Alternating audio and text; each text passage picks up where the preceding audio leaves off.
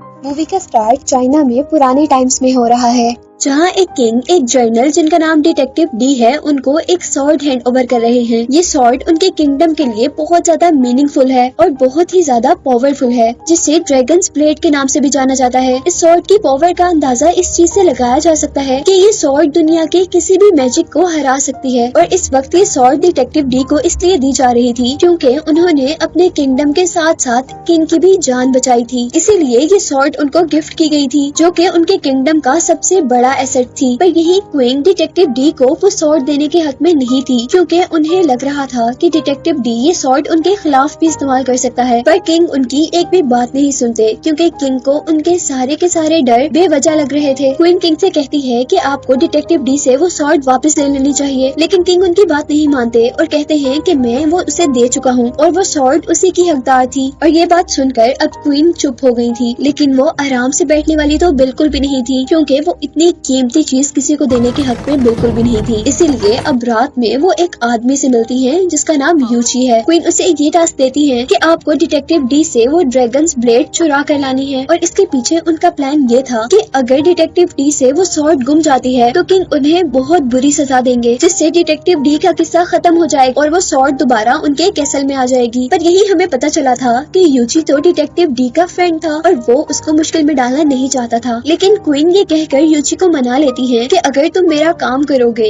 तो मैं detective D और उसकी फैमिली की प्रोटेक्शन अपने जिम्मे ले लेती हूँ। और मेरे कहने पर किंग उन्हें कुछ भी नहीं कहेंगे। यहाँ यूची को जो काम दिया गया था वो बहुत ही ज्यादा मुश्किल था, इसीलिए क्वीन ने उसके साथ कुछ और लोगों को भी यहाँ पर बुलाया था। ये लोग एक तरह के मैजिशियंस थे और अपने मैजिक से ही दूसरों से लड़ा करते थे। इनमें से हर आदमी के पास अपनी अपनी ही स्किल्स थी और अब क्वीन के कहने पर वो सारे अपना अपना टैलेंट यूची को दिखाते हैं। जबकि यूची का ये मानना था कि जो क्वीन काम करवा रही है वो बहुत ज्यादा सेंसिटिव है और इसमें उन्हें किसी भी स्ट्रेंजर को इन्वॉल्व नहीं करना चाहिए। यूची क्वीन को समझा रहे थे कि हम लोग स्ट्रेंजर्स पर बिलीव नहीं कर सकते, क्योंकि ऐसा भी तो हो सकता है कि स्ट्रेंजर्स हमारे दुश्मनों से मिले हों और वो भी सॉर्ड लेने की ही कोशिश कर रहे हों। पर यहाँ क्वीन यूची से ये कहती है कि तुम टेंशन ना लो। टेंशन इस बात की है कि डिटेक्टिव डी एक बहुत ही बहादुर इंसान है और साथ ही वो बहुत ज्यादा इंटेलिजेंट भी है। उसे पकड़ना या उसकी सॉर्ड चोरी करना कोई आसान काम नहीं है और तुम अकेले की नहीं कर पाओगे, इसीलिए मैंने इनको तुम्हारी हेल्प के लिए बुलाया है और ये तुम्हारी कमांड के अंदर काम करेंगे। इसी ग्रुप के अंदर हम अब एक लड़की को भी देख रहे थे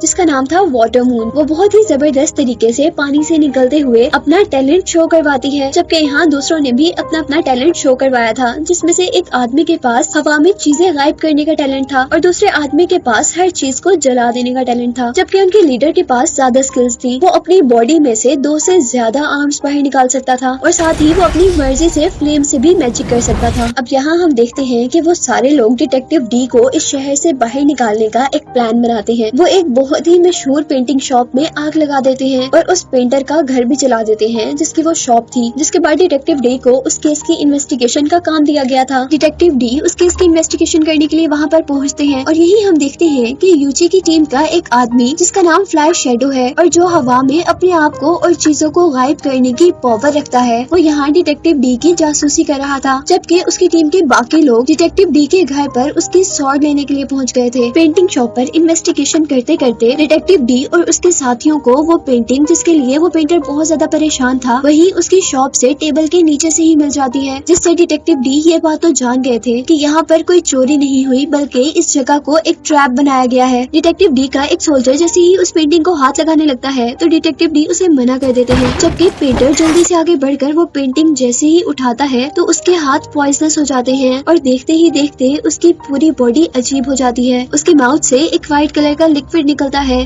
जिसके साथ ही वो मर गया था। और डिटेक्टिव डी के अब इधर उधर देखने पर उन्हें उस रूम की रूफ पर फ्लाइंग शैडो नजर आया था, जिसका जैसे ही वो पीछा करने लगते हैं तो फ्लाइंग शैडो अपने आप को हवा में गायब कर लेता है और वहाँ से बाहर निकल आता है।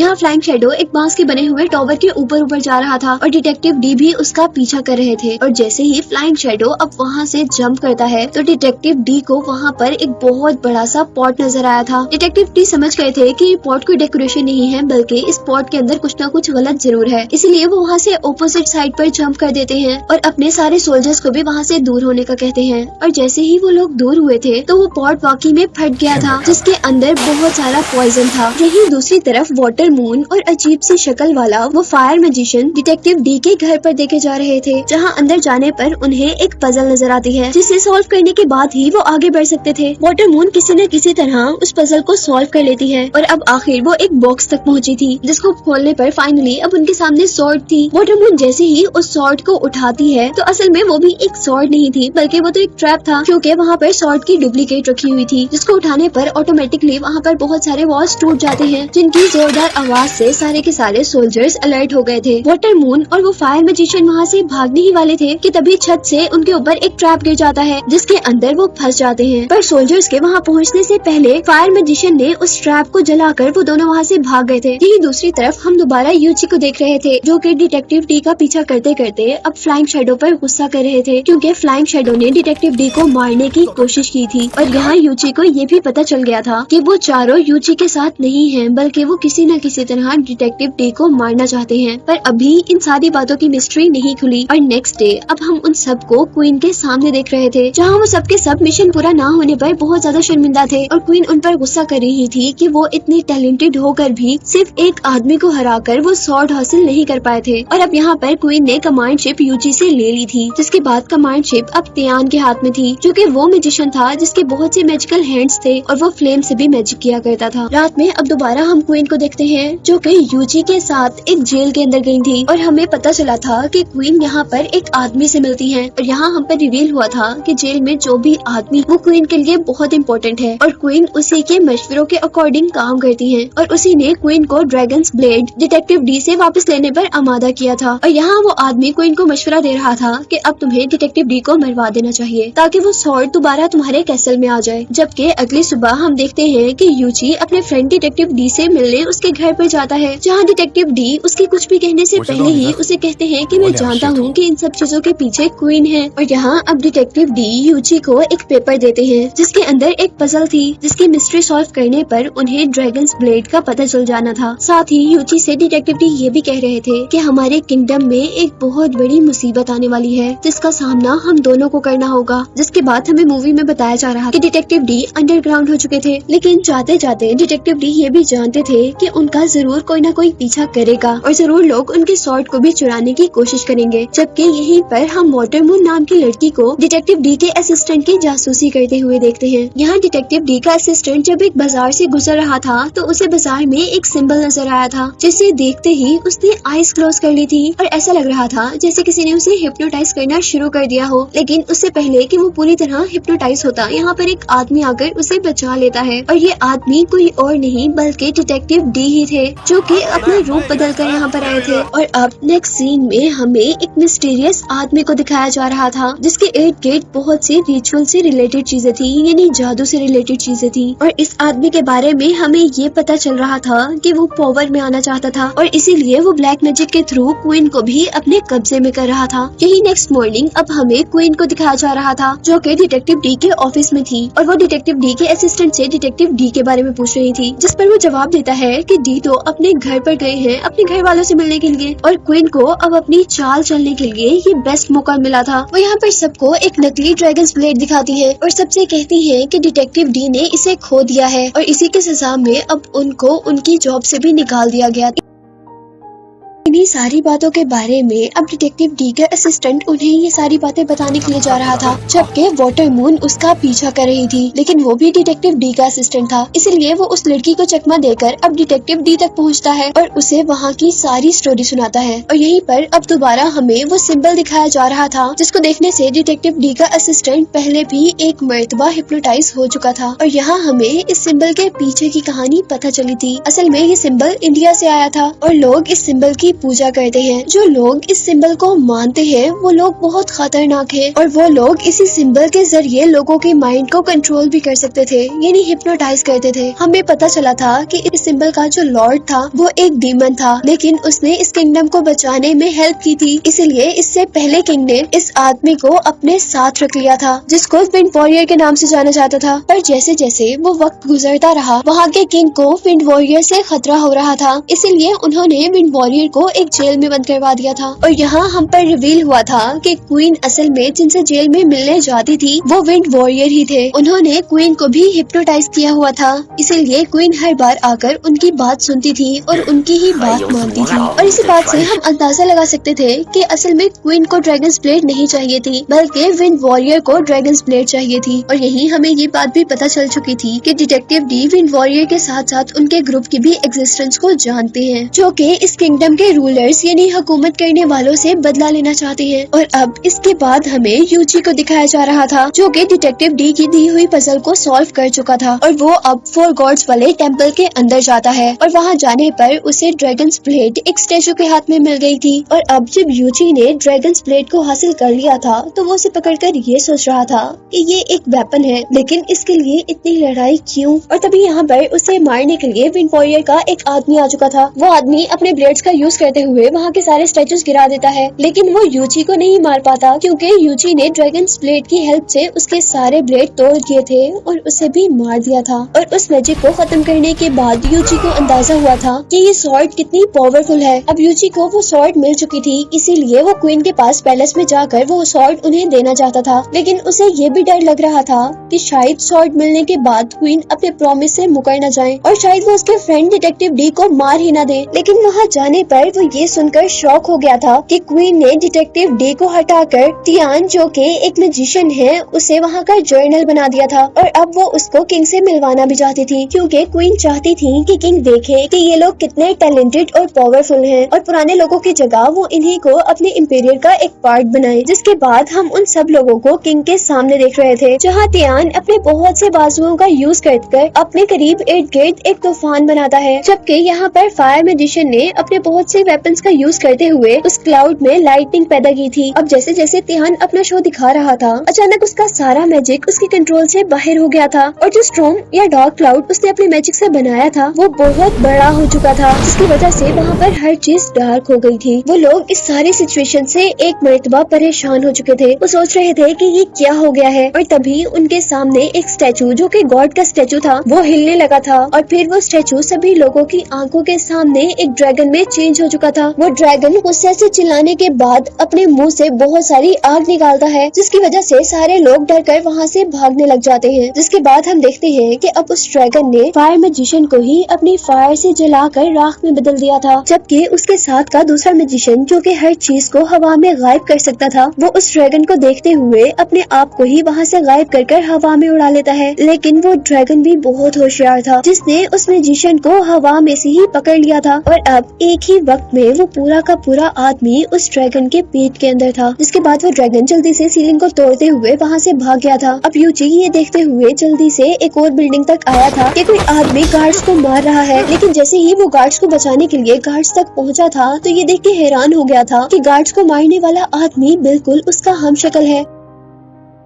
और वो डुप्लीकेट आदमी यूजी को देखते ही वहाँ से भाग गया था, जबकि यूजी को सबने क्रिमिनल समझकर पकड़ लिया था। अब इस एक्सीडेंट के बारे में जल्द से जल्द खबर डिटेक्टिव डी को दी जाती है और डिटेक्टिव डी फौरन अपने असिस्टेंट को मास्टर यांसी के पास भेजते हैं, जो कि एक बहुत बड़े मैजिशियन थे। जबकि खुद डिटेक्टिव डी अब अपने फ्रेंड यूजी को बचाने के लिए जेल तक पहुँचे थे। अब यही हम वाटर मून को भी देख रहे थे, जो कि डिटेक्टिव डी का पीछा कर रही थी। पर उतने में ही यहाँ पर विंड वॉरियर आ गए थे, जो कि उस लड़की को मारना चाहते थे, क्योंकि असल में वो लड़की अच्छे काम कर रही थी। विंड वॉरियर्स उस लड़की के इर्द गिर्द अपना जादू शुरू करते हैं, जिससे वो बचकर भागने लगी थी। लेकिन तभी उसके पीछे से उसने हवा में भेड़ जैसे डीमंस को उड़ते हुए देखा था, जिनसे वो अब लड़ने लग गई थी। लेकिन वो उन डीमंस को बिल्कुल भी नुकसान नहीं पहुँचा पाती, क्योंकि वो तीनों डीमंस एकदम से इकट्ठे हो जाते हैं और ज्यादा पावरफुल होकर उसके पीछे पड़ जाते हैं। और अब वो लड़की बड़ी होशियारी का मुजाहरा करते हुए एक शॉल का यूज करती है और एनिमीज को 1 मिनट के लिए ब्लाइंड कर देती है और फिर जंप करते हुए उन पर अटैक करती है। उससे जैसे ही अब डीमन के फेसेस से वो कपड़ा उठाया था तो वो ये देखकर शॉक हो गई थी कि वो डीमन कोई और नहीं बल्कि क्वीन ही थी, जबकि क्वीन ने अब अपने अजीब से हैंड से वाटर मून को स्टैब कर दिया था। वो लड़की अब जल्दी जल्दी क्वीन से बचकर भाग रही थी, जबकि क्वीन भी उनके पीछे पीछे थी। यहाँ वाटर मून हर चीज से बचते हुए एक गोदाम तक पहुँची थी, लेकिन वहाँ पर उसे चोट लगने पर वो बेहोश हो गई थी और लकीली उसे यहाँ पर डी के असिस्टेंट ने देख लिया था और वो उसे बचाकर वहाँ से ले गया था। जबकि दूसरी तरफ अब हम विंड विंड वॉरियर के मैजिशियंस को देख रहे थे, जिन्होंने शहर के लोगों पर मैजिक करना शुरू कर दिया था। वो लोग सब लोगों की मेमोरीज को इरेज करना चाहते थे। और यहाँ अब हम डी को देख रहे थे,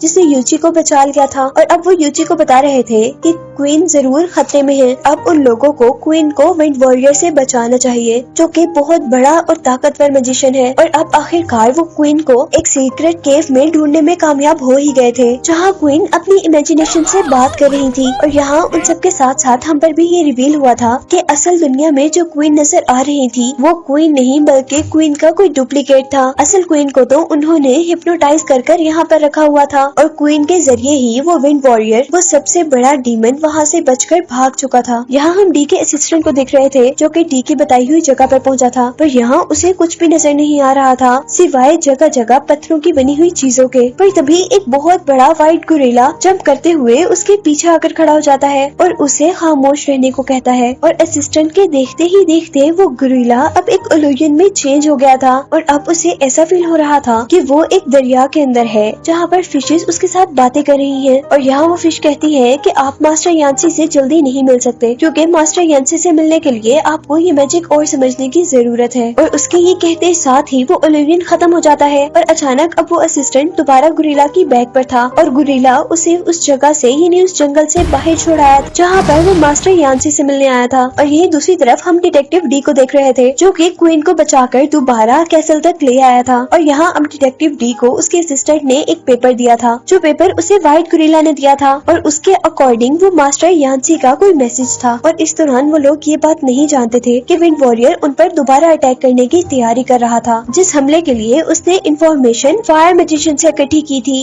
और यहाँ हमें ये बात कंफर्म हो गई थी कि असल में फायर मैजिशियन भी क्वीन के साथ नहीं थे, बल्कि वो विंड वॉरियर का ही आदमी था। और उसी की इंफॉर्मेशन मिलने पर वो अब कैसल पर अटैक कर देते हैं, जहाँ हमें बिल्डिंग्स के पीछे से एक बहुत ही बड़ा खौफनाक, बहुत सारी आइस वाला मॉन्स्टर निकलता हुआ दिखाई दिया था। वो इतना बड़ा था कि उसके सामने हर चीज छोटी लग रही थी। सभी सोल्जर्स मिलकर जल्दी जल्दी उस पर अटैक कर रहे थे, लेकिन किसी भी अटैक का उस पर कोई असर नहीं था। डिटेक्टिव डी सबको खामोश होकर वो मैजिकल स्पेल्स पढ़ने को कहते हैं, जो मास्टर यांसी ने डिटेक्टिव के असिस्टेंट के हाथ भिजवाए थे। और उन स्पेल्स को पढ़ने से अब बहुत से ट्रीज वहाँ पर उगने लगे थे और उन ट्रीज ने डीमन के मैजिक को कम कर दिया था। लेकिन उसको हराने के बाद भी उनकी लड़ाई खत्म नहीं हुई थी, क्योंकि पीछे से विंड वॉरियर के बाकी लोगों ने उनके कैसल पर अटैक कर दिया था और उनके देखते ही देखते वो सारे सोल्जर्स को हरा गए थे।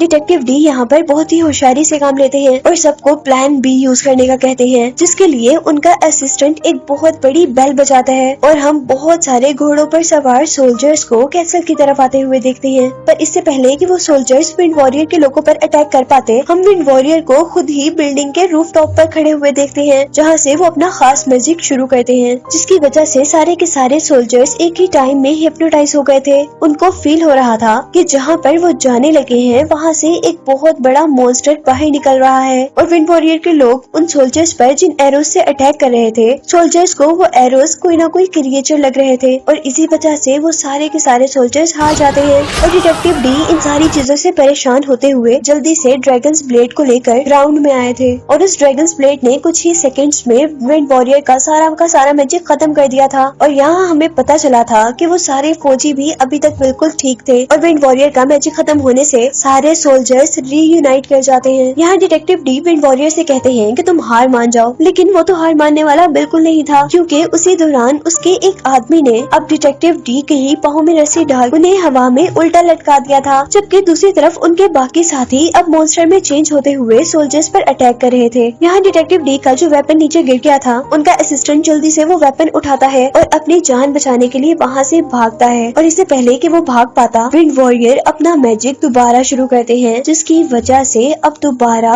बहुत बड़ा मॉन्स्टर वहीं पीछे से अपीयर होता है, जिसने डिटेक्टिव डी को किसी डॉल की तरह अपने हाथ में उल्टा पकड़ा हुआ था। वो डिटेक्टिव डी को खाने ही वाला था, पर यूची यहाँ पर उसे देख लेता है और वो अपनी मैजिकल ब्लेड से अब हवा में अटैक करता है, जिसकी वजह से वो रोप्स टूट जाती हैं, जिससे डिटेक्टिव डी हवा में लटके हुए थे। यहाँ डिटेक्टिव डी का असिस्टेंट जल्दी से ड्रैगन सॉर्ड को यूची की तरफ फेंकता है, लेकिन यूची उसे पकड़ ही नहीं पाता, क्योंकि दरमियान में एक ड्रैगन ने आकर उस सॉर्ड को कैच कर लिया था था और अब वो सॉर्ड विंड वॉरियर को मिल चुकी थी, जबकि डी के असिस्टेंट को विंड वॉरियर के ड्रैगन्स मारने वाले थे और यहाँ पर उसको बचाने के लिए वाटर मून की एंट्री हुई थी। जबकि सॉर्ड को विंड वॉरियर के हाथ में देखकर ऐसा लग रहा था जैसे जंग वो जीत चुका है, लेकिन उसकी जीत का जश्न काफी थोड़ा ही था, क्योंकि इस वक्त उस व्हाइट गोरिल्ला ने एंट्री की थी, जो व्हाइट गोरिल्ला डी के असिस्टेंट को मास्टर यांसी के घर पर मिला था। और यहाँ हमें पता चला था कि मास्टर यांसी सब लोगों को बचाने के लिए आ गए थे और उन्होंने हवा में उड़ते हुए डीमन से वो सॉर्ड कैच कर ली थी। ये देखकर विंड वॉरियर को बहुत ज्यादा गुस्सा आया था,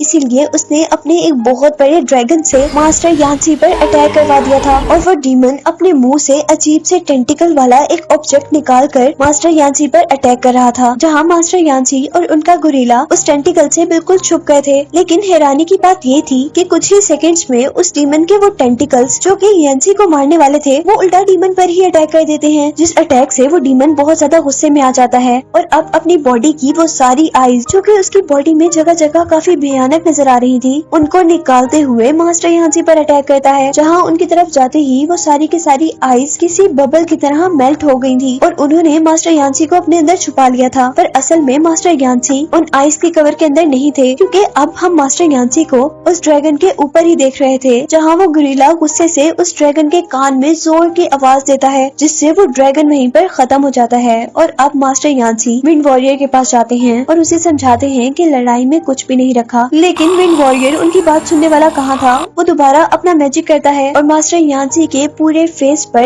एक अजीब हेलमेट बांध देता है, जिससे निकलना शायद उनको मुश्किल हो रहा था, लेकिन उनके साथ साथ विंड वॉरियर का ये हेलमेट विंड वॉरियर के ही मुंह पर भी आ गया था और उसी हेलमेट ने टाइट होते हुए विंड वॉरियर की जान ले ली थी। वो बड़ा सा हेलमेट अब मास्टर यांसी के फेस पर रह गया था, जिसे वो बहुत आसानी से ड्रैगन ब्लेड के जरिए अपने मुंह से खत्म कर देते हैं, जिसके बाद वो ड्रैगन ब्लेड दोबारा डिटेक्टिव डी को देते हैं और खुद वो रिस्पेक्ट में नीचे झुक गए थे, जिसके साथ ही मूवी यहीं पर एंड हो गई थी।